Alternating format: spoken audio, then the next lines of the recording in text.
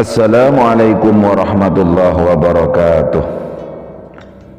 Bismillahirrahmanirrahim. Alhamdulillahi rabbil alamin.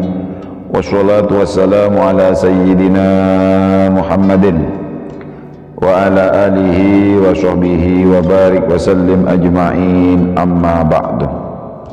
Ma'asyiral muslimin rahimani rahimakumullah. Pada kesempatan kali ini Al-Fakir admin channel Samurai Barokah ingin menyampaikan sebuah kajian tentang 6 mahar yang ada di dalam pernikahan itu dilarang atau terlarang secara Islam. Jadi kita perlu hati-hati ketika seorang pria mengikat janji pernikahan dengan perempuan yang disukainya. Pria tersebut juga akan memberikan berupa barang, uang atau harta lainnya kepada wanita tersebut. Nah, inilah yang disebut dengan mahar atau mas kawin. Namun ajaran Islam mengajarkan sejumlah mahar yang tidak diperbolehkan. Hal ini perlu diperhatikan mengingat mahar menjadi salah satu syarat sah dalam pernikahan yang harus diberikan oleh mempelai laki-laki kepada mempelai perempuan. Sebagaimana dilansir dari buku Sejarah Ibadah karya Syahruddin Al-Fikri, salah satu rukun nikah yang wajib dipenuhi seorang calon suami apabila ingin menikahi seorang wanita yaitu dengan memberikan mahar. Perintah itu termaktub di dalam surat An-Nisa ayat 4, wa atun nisaa saduqatihinna nihlah fa in tibna lakum an syai'in minhu nafsan fakuluhu hani'an mari'ah.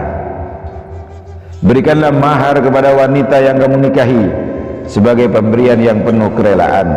Kemudian jika mereka menyerahkan kepada kamu sebagian dari mahar itu dengan senang hati, terimalah dan nikmatilah pemberian itu dengan senang hati.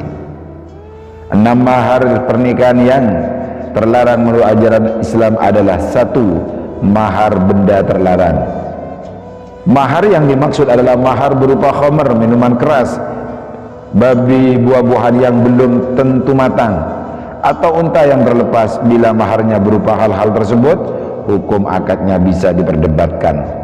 Seperti pendapat Imam Abu Hanifah mengatakan akad tetap sah meski terdapat mahar misil. Imam Malik mempunyai pendapat berbeda. Menurutnya akan rusak dan batal baik istri sudah digauli atau belum. 2. Mahar yang cacat. Imam Syafi'i berpendapat seorang istri bisa meminta harga dari mahar yang cacat, tetapi suatu ketika berpendapat istri dapat meminta mahar misil. Ada juga pendapat mazhab Maliki istri dapat meminta dalam bentuk barang yang sama. 3. Mahar titipan untuk ayah pihak wanita. Nah, untuk konteks ini, yang ketiga ini berlaku bila lelaki menikahi seorang wanita lalu mempersyaratkan dalam maharnya ada pemberian untuk ayah mempelai wanita. Mahar seperti ini layaknya seorang wakil dalam jual beli yang menjual barangnya lalu mempersyaratkan adanya suatu pemberian untuk dirinya, maka pernikahan tidak boleh dilakukan. Sebagaimana pendapat Umar bin Abdul Aziz, Ats-Tsauri dan Abu Baid, Abu Dawud, Nasai dan Abdul Razak meriwayatkan dari Amr bin Shu'aib dari ayahnya dari kakeknya yang berkata bahwa Rasulullah bersabda, ayyuma imra'atin nukihat ala hibai qabla ismatin nikah fa huwa lahu wa ma kana ba'da ismatin nikahi fa huwa liman a'tiyahu wa hakuma akrima.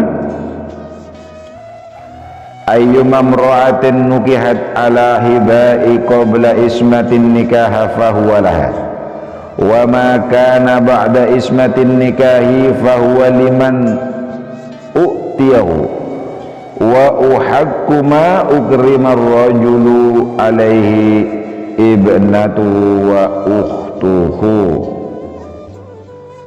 Artinya wanita manapun yang menikah dengan mahar pemberian sebelum akad nikah dilakukan, maka itu miliknya. Tetapi apa-apa yang diberikan setelah akad nikah, maka itu milik orang yang diberi. Orang yang paling berhak menghormati seseorang adalah anak perempuan dan saudara perempuannya. 4. Mahar bercampur dengan jual beli.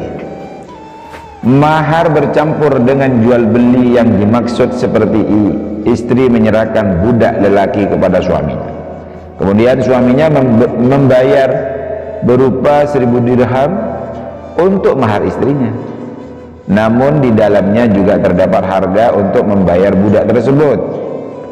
Imam Syafi'i dalam kitab kitab Induk Fikih Islam edisi terjemahan, pernah menjelaskan, apabila seorang perempuan menikah dengan seorang laki-laki dengan mahar berupa sesuatu yang tidak dapat dijadikan upah, seperti ketika seorang berkata, saya nikahkan Anda dengan mahar bahwa Anda harus menyerahkan kepada saya budak saya yang melarikan diri. Atau dia berkata, saya nikahkan Anda dengan mahar bahwa Anda harus menyerahkan kepada saya unta milik saya yang melarikan diri. Jika itu yang terjadi, maka semua syarat itu hukumnya tidak boleh. Tetapi pernikahan yang dilakukan itu tetap sah dan si istri berhak menerima mahar yang wajar baginya. 5. Mahar yang memberatkan. Mahar yang memberatkan juga dilarang dalam ajaran Islam. Melansir buku Pintar Fikih Wanita karya Abdul Qadir Mansur, disebutkan bahwa mahar bukanlah tujuan dari pernikahan, melainkan hanya sebagai simbol ikatan cinta kasih. Pernikahan dengan mahar yang ringan justru dikatakan bisa membawa keberkahan dalam rumah tangga, sebagaimana dikatakan dalam hadis diriwayatkan dari Aisyah, Rasulullah sallallahu alaihi wasallam bersabda, sesungguhnya pernikahan yang paling banyak berkahnya adalah yang paling sedikit maharnya. 6. Mahar yang tidak bernilai. Meski mahar yang memberatkan terlarang dalam Islam, mahar pernikahan yang tidak bernilai juga termasuk dalam salah satu jenis mahar yang dilarang. Sebagaimana dikutip dari buku Walimah Cinta karya Ummu Azam, Islam telah memberikan keringanan kepada laki-laki yang tidak mampu memberikan mahar bernilai nominal yang tinggi sesuai permintaan calon istri untuk mencicilnya atau mengangsurnya. Jadi mahar yang diperbolehkan dalam Islam yaitu mahar yang bernilai seperti emas, seperangkat alat sholat, atau dapat berupa hal yang bermanfaat bagi kehidupan calon mempelai. Para sahabatku semuanya, para pecinta amal soleh dan kebaikan, mudah-mudahan ini bermanfaat untuk kita semuanya. Wabillahi taufiq wal hidayah. Assalamualaikum warahmatullahi wabarakatuh.